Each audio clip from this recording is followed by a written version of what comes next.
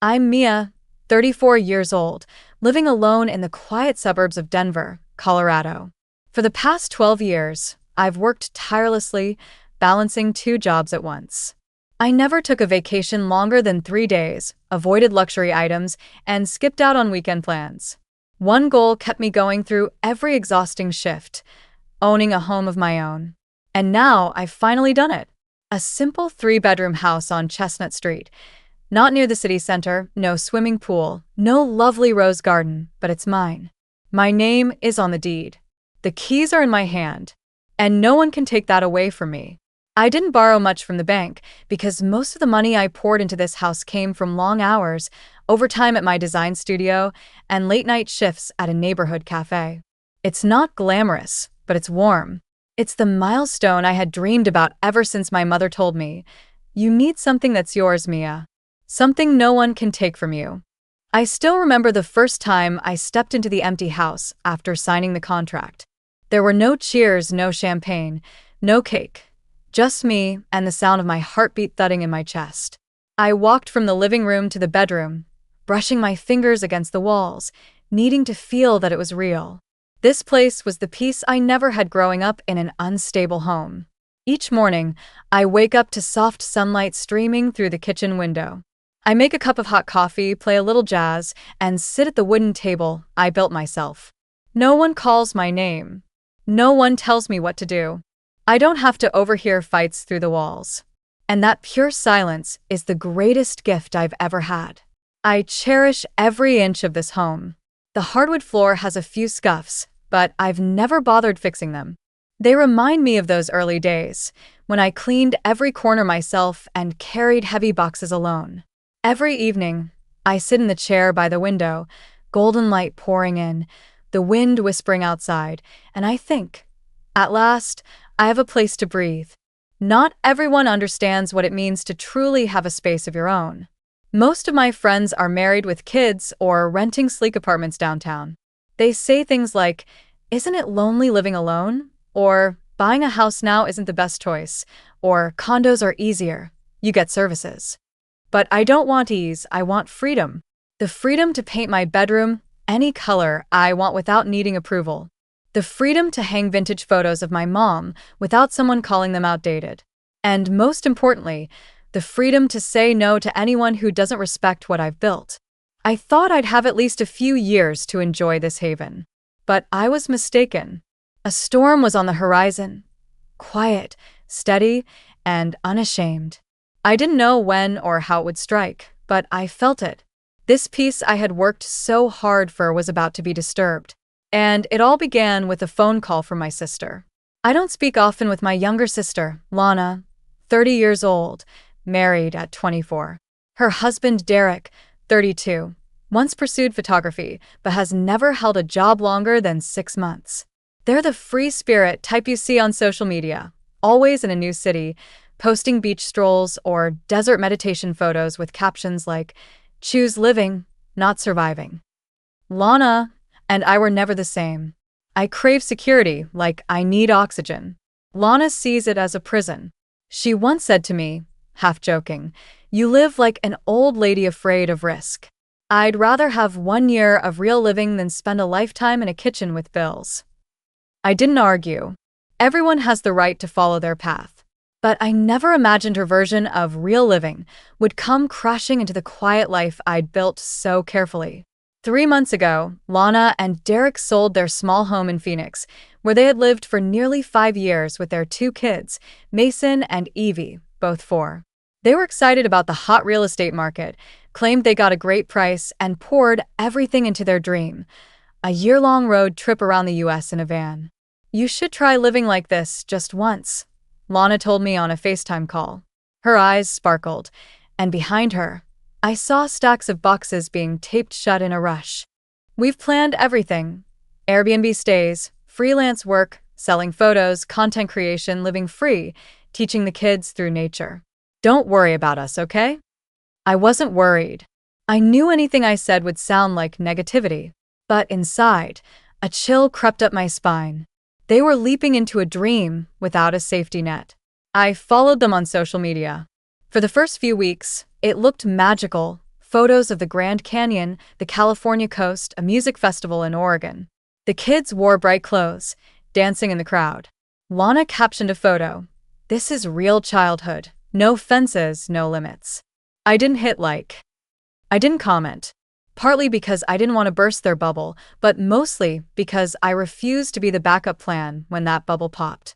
I didn't have to wait long. 2 months into their trip, I got a call just before midnight. Lana's name lit up my screen. I hadn't even said hello when I heard her crying. "Mia, we've spent all the money," she sobbed. Her voice was broken. Nothing like the glowing woman from the recent posts. "Everything costs more than we thought. Airbnb prices are insane. Our freelance gigs aren't paying on time. The credit cards are maxed out. The kids cry every night. They just want to go home." I said nothing. "Mia, can we stay with you?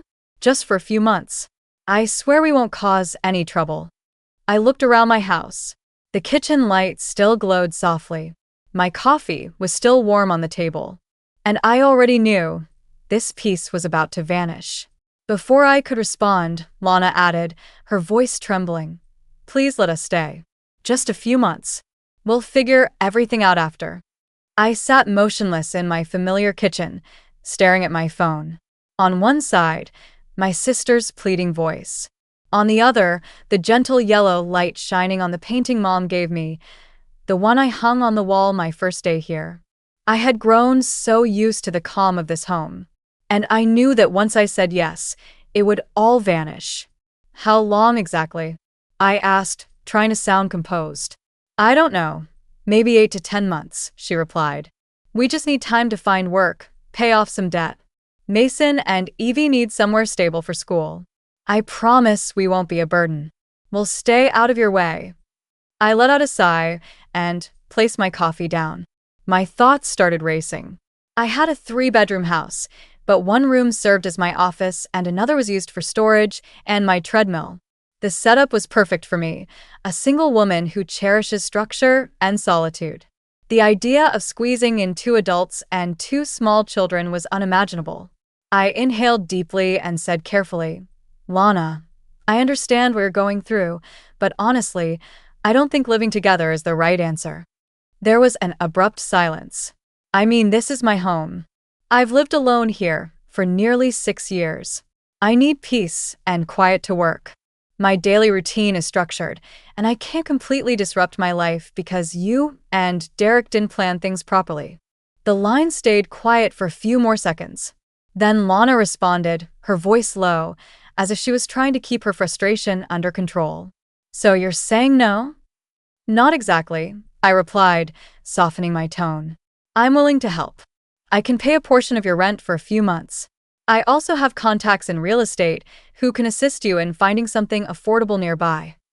I thought I was offering a reasonable solution, real help without giving up the life I had spent so long building. But Lana didn't see it that way. "You know how we've been living these past 2 weeks? Sleeping in the van at gas stations. Evie's had a fever for days. Mason cries every night, begging to go home. And you, the only person in this family with a house big enough, just turn your back like it's nothing." I bit my lip and stayed quiet. If I opened my mouth, I might have said something I'd regret. "How many bedrooms do you have, Mia?" 3, right? And here we are, cramped in a freezing van in 40-degree weather. I'm not asking for money. I'm asking for shelter. And even that's too much for you." Her voice was rising. I could hear Derek saying something in the background, then Evie's soft cough. A part of me ached. I loved those kids. They were my family. But I couldn't let emotion override logic. "I'll transfer $2,000 to you tomorrow," I said firmly. "Use it for a deposit on a rental. I'll ask my friend to help find a place close by. But I can't let you and your whole family move in." Lana let out a bitter laugh. There was no humor in it. "You really are heartless. I haven't asked you for anything in 12 years, but the one time I come to you begging, you say no." "It's not no," I said, this time without softening my voice. "It's called setting a boundary. I've spent years giving to others. Now I want to protect my own peace." That doesn't mean I don't care." The line went dead. I thought that was the end of it. But less than an hour later, my mom called. She didn't greet me, just sighed and asked coldly, "Mia, are you seriously going to let your sister and her kids end up on the street?" I wasn't even shocked when my phone kept buzzing the next morning. My mother, Dolores, 61 years old, a woman whose voice is always gentle but whose words could slice like blades, rang 3 times in 15 minutes. I was brewing coffee when she called a fourth time.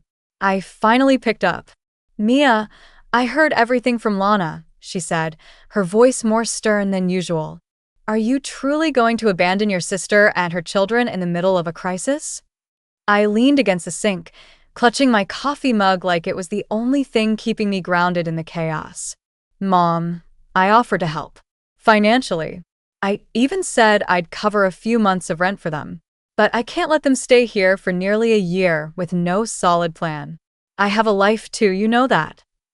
She inhaled sharply, then spoke with disappointment heavy in her tone, as though I had committed something disgraceful. "You always have to calculate everything. Always need everything planned. Lana isn't like you. She lives from the heart. Yes, she makes mistakes, but at least they come from living fully. And you," I tightened my grip on the mug, "living with logic doesn't make me heartless. You can't expect me to throw away everything just because Lana made reckless decisions." Silence. "You've changed, Mia," she said, her tone softer now but barbed. "Ever since you got that house, all you think about is yourself. You should remember, nothing lasts forever. One day, you'll need someone too. And when that time comes..." I swallowed, forcing myself to stay calm.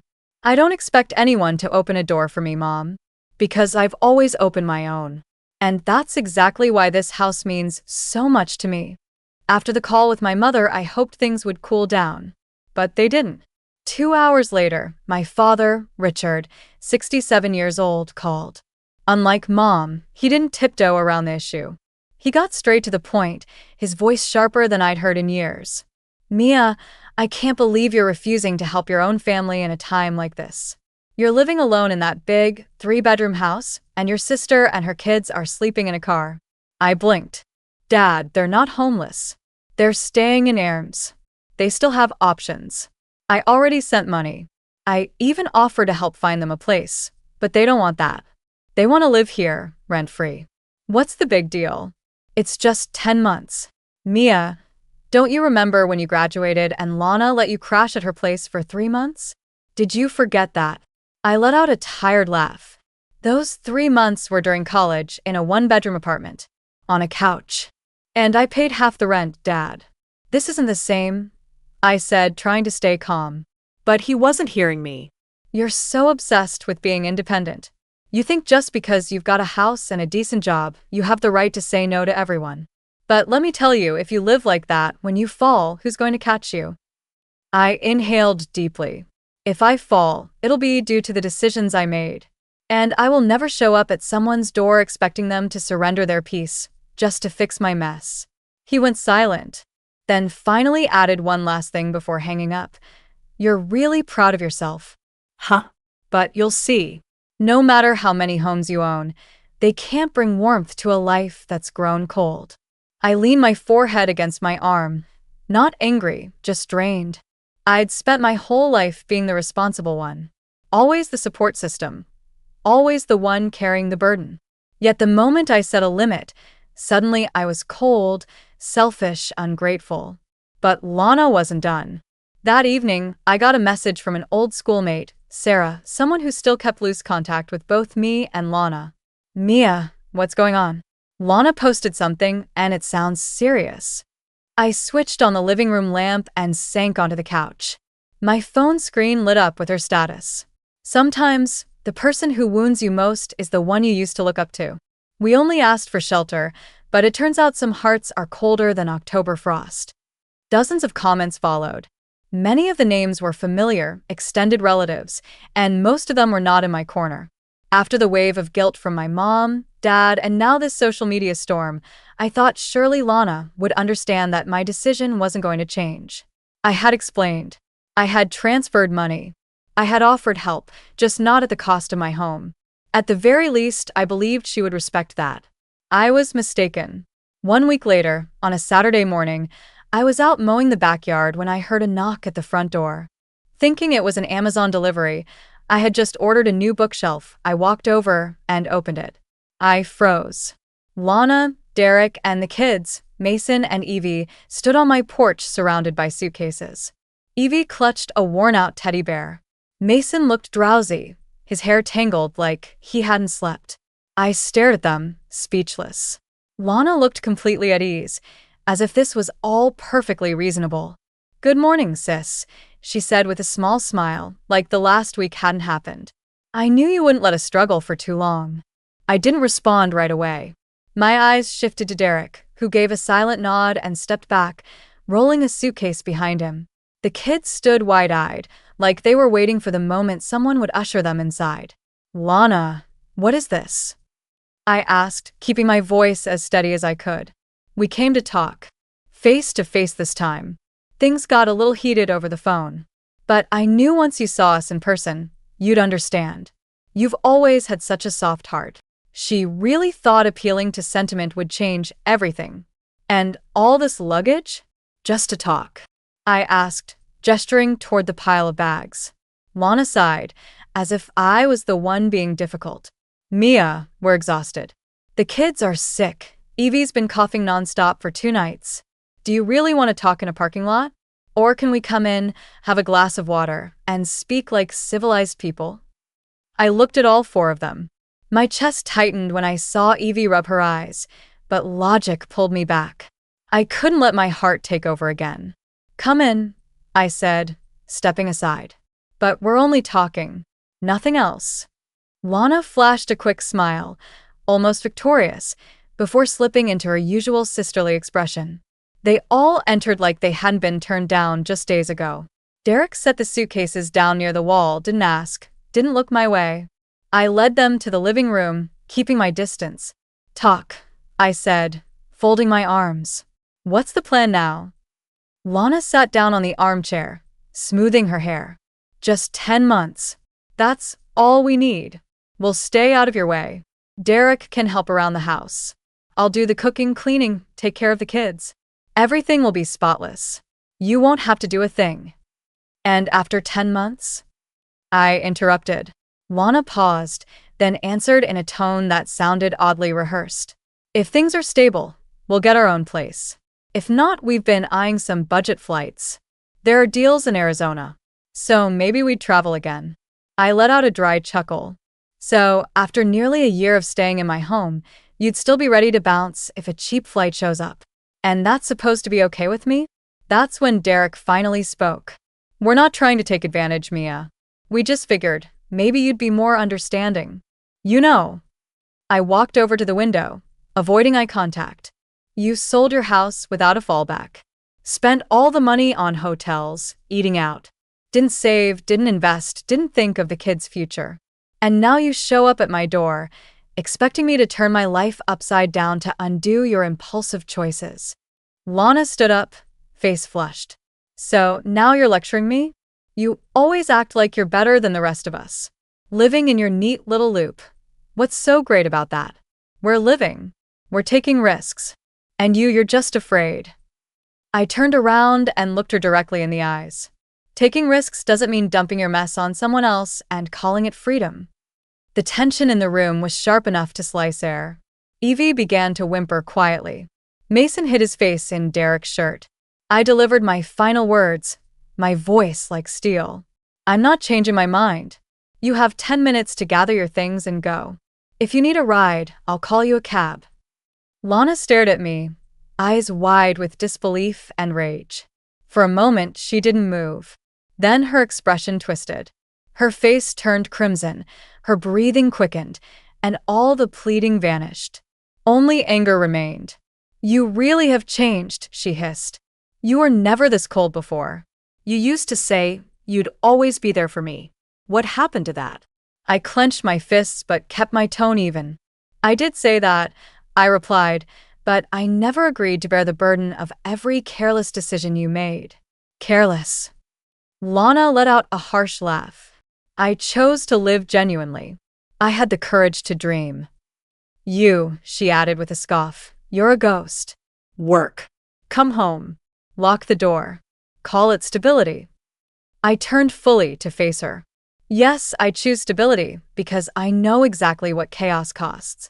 And because I never want to be the one standing at someone else's doorstep with my entire family, begging to stay, without a single plan in place. Derek couldn't stay silent anymore. He stepped forward, his voice no longer soft. I thought you were different, but I guess you've always been the type to only think about yourself. Remember when I got married? Mom said you didn't want to contribute because you were focused on paying off your student loans. Same excuse back then. Prioritizing your future. Sound familiar? I stared at Derek, stunned. He really had the nerve to bring up something that happened nearly 10 years ago. You're right, I said slowly. I didn't help out financially at the time because I was juggling 3 jobs to clear my student debt. And I don't regret choosing myself back then. That's how I built this life. And you, I pointed at him. You don't get to use what I couldn't do in the past as ammunition to make me give up what I've built now. Lana stepped closer, just a hand's width between us. You're being selfish, she accused. You live alone. This house is double the size of what you need, and you can't even spare a little room for your own blood. I stood tall, not flinching. This isn't about space, I said firmly. It's about limits. Some people go through their entire lives never setting any, and then blame everyone else when everything falls apart. I'm not one of those people. Evie started to sob. Derek turned to comfort her, but Lana didn't break eye contact, as if willing me to cave under the pressure. You'll regret this, Lana said quietly, like a curse. One day, when you need someone, no one will be there. I gave a faint smile, though something twisted deep inside my chest. If the cost of having someone stay is giving up my peace and freedom, I said gently, then I'd rather be alone. Derek dragged one of the suitcases closer to the door. He looked at me like I was the worst person in the family. We won't trouble you again, he said. But remember, you turned your back when your family truly needed you. I opened the front door. The chilly afternoon breeze crept into the living room. Good luck, Lana. I mean it. She didn't reply. She just told Mason to hold Evie's hand and pulled the suitcase out without even glancing back. I stood there, hand still on the doorknob. What I felt wasn't anger. It wasn't victory. It was an expanding hollowness, cold, heavy, and tired. But I knew one thing. If I gave in this time, there would never be a final time.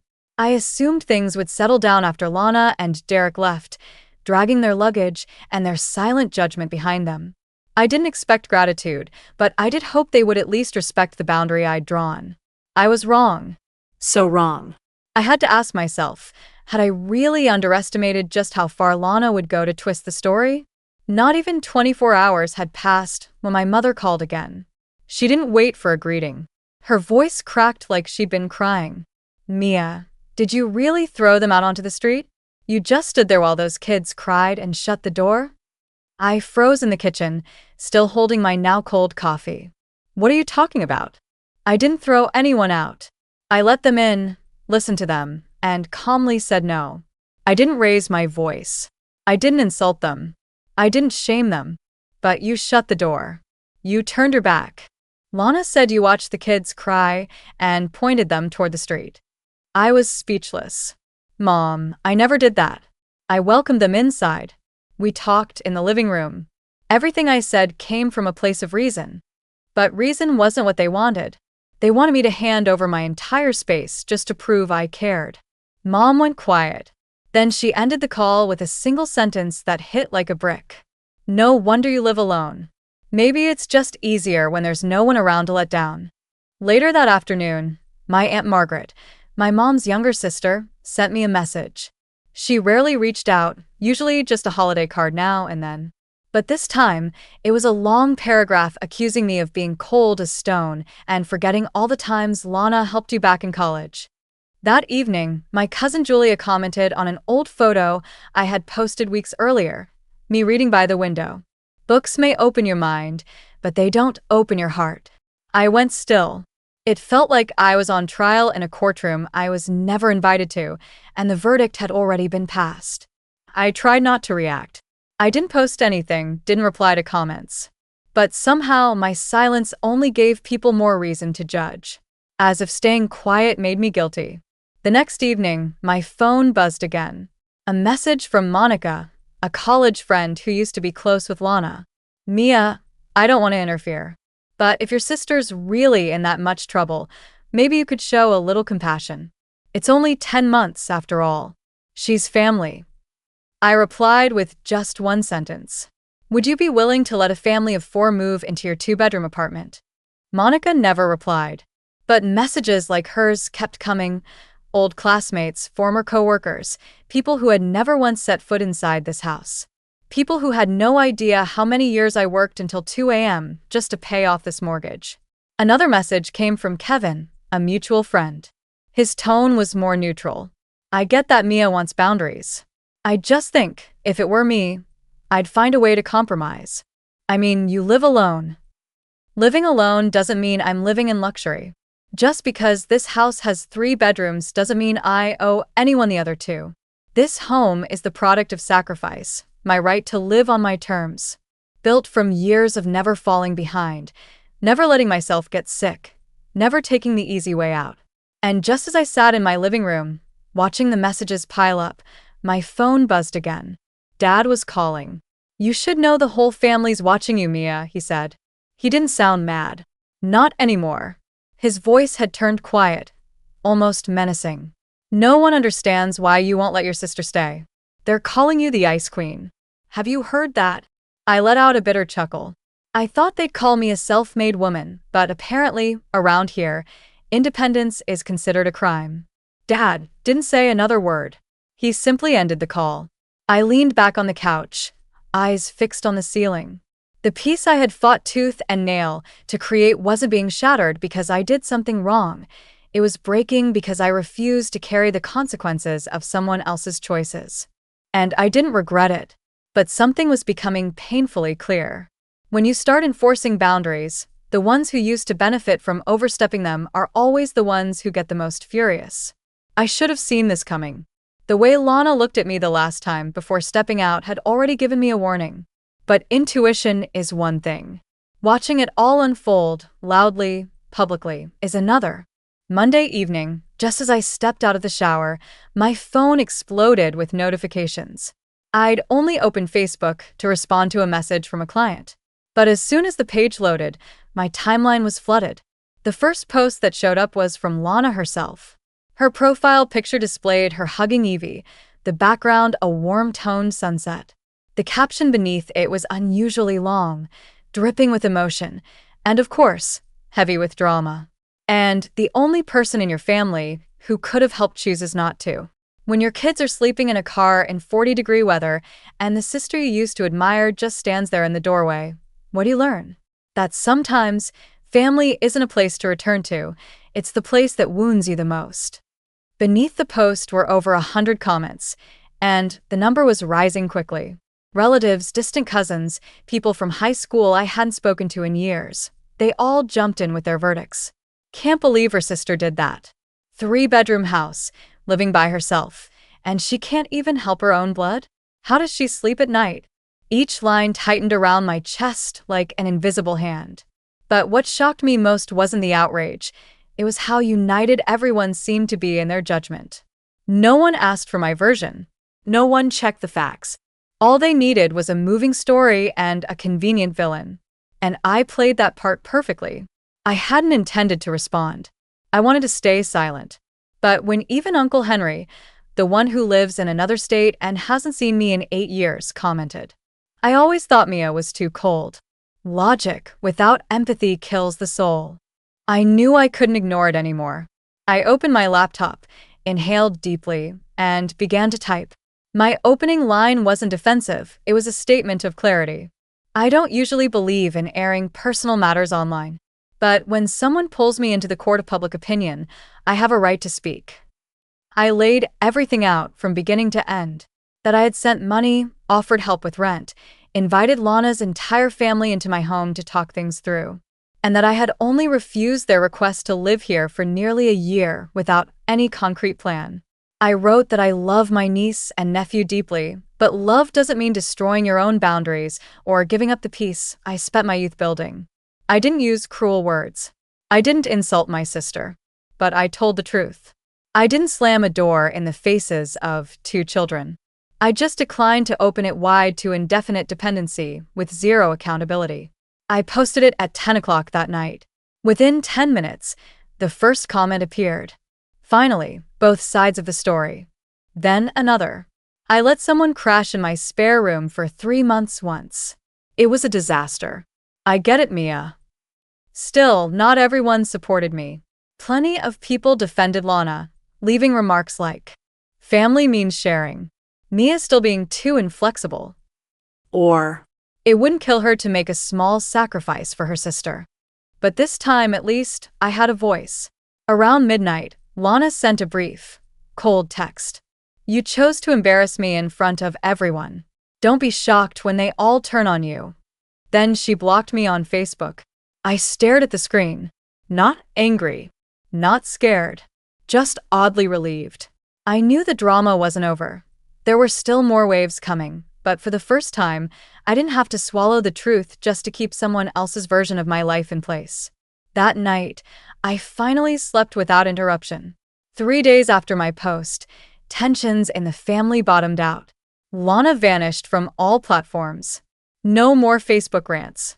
No more whimsical captions. No more dreamy quotes from Derek about spiritual healing. But her silence wasn't surrender. It was the stillness before the next blow. That evening, while I was sorting through paperwork in my home office, my phone rang. It was Dad, Richard. I hesitated. I already knew this wouldn't be easy. But I picked up. "Mia," he said right away, voice taut like a stretched cable, "are you really going to let this family fall apart over a post?" I leaned against my desk, keeping my tone calm. "Dad, I didn't post to attack anyone. I posted to defend myself. I was dragged online and completely misrepresented. I have the right to speak." "You have the right," he replied, "but did you really have to make a scene? Lana said you exposed family matters to the public. Now, everyone thinks this family is just full of arguments. No compassion." I gave a weary smile. And where was that compassion when everyone called me cold, selfish, heartless? "Who stood up for me then, Dad?" He paused. Then his voice returned, lower but more cutting. "You should have risen above it. You're the older sister. You have a house. Lana's going through hardship. 10 months isn't forever. You should have opened the door. made peace. Your mother's been crying nonstop." I clenched my jaw. "Do you think I want this family broken? Or are you all just too accustomed to me always giving in?" "Mia," he snapped, "are you talking back to your father?" "No," I said, exhaling. "I'm speaking the truth." My voice softened, but didn't waver. I've lived responsibly my entire life. I never asked anyone for money. Never leaned on anyone to pull me up. I built my life brick by brick. And the first time I draw a line, suddenly I'm blamed for tearing the family apart? So, peace only exists if I keep saying yes? If that's the case, was it ever really peace? He was quiet for a long time. I didn't know what he was thinking, but I wasn't done yet. For once, I let myself speak freely. I did help. I sent money. I opened my door. But I can't open my entire life just so someone else can move in like it's owed to them. Lana isn't sleeping on a sidewalk. She was simply hearing no because she refused to accept accountability. A heavy breath echoed from the other end. Then he spoke slowly. "I just hope you won't regret this, Mia. Some things, once lost, can never be recovered." I swallowed the knot forming in my throat. If what I lose is the peace I worked so hard to create, then yes, I accept that it might not return. The call ended without a goodbye. Just a flat tone and a silence so thick it seemed to reverberate. I placed my phone on the table, my hands trembling slightly. I couldn't tell if it was fury, heartbreak, or a strange sense of relief. Maybe it was all three. Just then, a new email notification appeared. It was from Lana. Subject: You win, Mia. The body of the message contained only 3 lines. You turned the whole family against me. Well done. I hope you enjoy sitting alone in the fortress you built from stone and rules. But remember, when you need someone, no one will be left. I stared at the screen, and unexpectedly, a faint, bitter smile curled across my lips. They didn't get it. I didn't choose solitude because I don't need anyone. I chose it because I was tired of always being the one everyone relied on, but no one ever truly understood. After Lana's final message, everything fell into a strange silence. No more calls from Dad. No more guilt-laced texts from Mom. And not a single word from Derek or the kids. My Facebook went back to normal, but my friends list grew shorter. A few people quietly removed me. Others muted my posts from their timelines. I guess, in their eyes, I had become the poster child for successful but heartless. I wasn't angry, just hollow. Like I was standing alone on an island no one could reach. The days that followed moved by in a hazy calm. I still went to work, still met with clients, still watered my plants every Tuesday night. But something deep inside me had shifted. It wasn't regret. It wasn't grief. It was clarity. I began to see my family dynamics with a sharper lens than ever before. As the eldest daughter, I was always expected to set the example, be patient, make the sacrifices. And I had done all of that quietly, without complaints, without asking for anything in return. But it wasn't until I said no that the masks finally slipped. Turns out, for many, I was only lovable as long as I kept giving. One Saturday afternoon, I sat on the back porch, a mug of hot tea in my hands, watching the white daisies I had planted earlier that spring slowly lose their petals. The air was brisk, and there was something raw yet liberating in the wind brushing across my face. I no longer felt the urge to prove I was a good person. I no longer felt obligated to fix the pain of people who wouldn't take responsibility for their own wounds. I just needed to breathe, on my own terms, in the home I built by trading in years of youth and effort. My mother still hadn't called. My father had sent only one brief text. Whenever you're ready, the family's still here. I didn't reply. Not because I was cutting ties, but because I refused to reopen relationships frozen in old patterns and one-sided expectations. I understood now that real connection only thrives when both people are willing to grow, accept responsibility, and show mutual respect. Without that, blood alone doesn't make us more than strangers. 1 month after the Facebook blow-up, I bumped into Rachel, an old friend from yoga class. She had once been close to Lana back in high school, but had long since distanced herself from that crowd. After class ended, she sat beside me and offered a kind smile. "I read your post," she said. "No one really says it out loud, but I think a lot of people got it. They just don't have the guts to admit it." I was surprised. Rachel wasn't the type to get involved in drama, but her tone was unusually genuine that day. "You know," she added, "maybe people are so bothered because you had the strength to set a boundary and they haven't." I smiled, really smiled. A smile that didn't need to explain or defend itself. "I don't want people to take sides," I told her. "I just want the truth to stop being rewritten." Rachel nodded. That kind of strength, not many people have it. That evening, I walked back into my familiar home. The warm living room, the gentle scent of wax melts, the neat bookshelves, and a calm that wrapped around me like a soft quilt on a cold winter night. The house hadn't changed. I still lived alone. And I had never been more grateful. No, I don't have everything. And yes, I've probably let some people down. But I didn't lose myself. I'm not the same Mia from years ago. The one who always said yes, always gave in, always put others' feelings ahead of her own well-being. Now I have a small home I built with my own hands. And a boundary, clear and strong, between real love and manipulation dressed up as family loyalty. Mia's story isn't just family drama. It's a lesson in boundaries and self-respect. In a world where women are constantly expected to give endlessly, Mia made the choice to protect the peace she worked so hard to earn. She wasn't cruel. She simply stopped carrying the loads others refused to lift. Sometimes, real love doesn't mean always saying yes. It means having the courage to say no, especially when yes would mean losing yourself. What do you think about Mia's decision? Was she too harsh, or just defending what truly matters? Leave your thoughts below, and don't forget to follow the channel for more honest and powerful family stories.